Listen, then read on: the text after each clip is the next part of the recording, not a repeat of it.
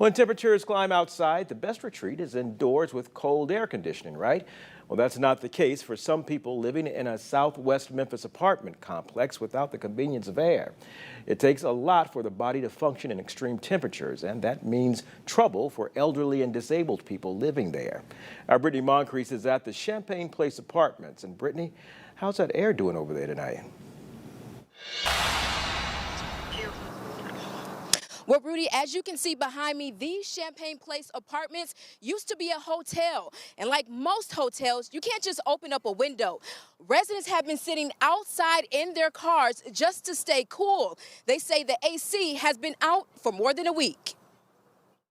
Sometimes it's better out than in. It's unbearably hot in here. Residents living at the Champaign Place Apartments on Cherry Road in Southeast Memphis say they've been without air conditioning for days. Some even say weeks. There's people here that have disabilities, not just older people. There's kids here that have disabilities. Earlier this week, Memphis Fire say they came to these apartments for two people suffering from heart attacks. One person was found dead.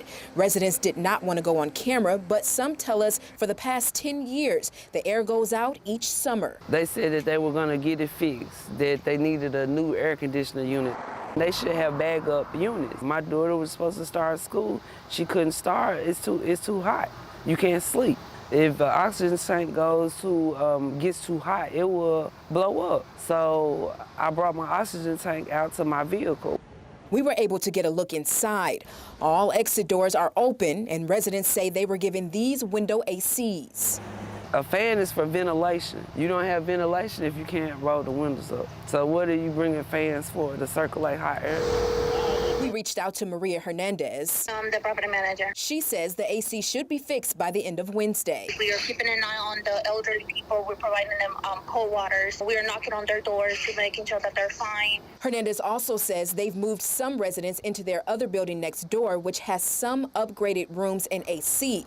But residents say this speaks to an even larger problem with the city of Memphis and residents feeling ignored. They don't invest their money into the city. How do I know that? Because of this problem right here. It shouldn't take for people to have to call code enforcement or the news channels for things to get fixed.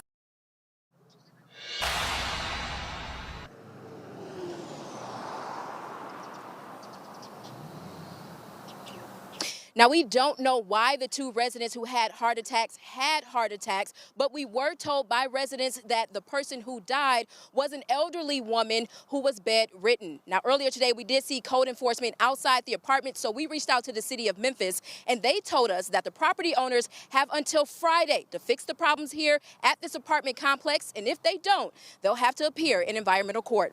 Live in Southeast Memphis, I'm Brittany Moncrief.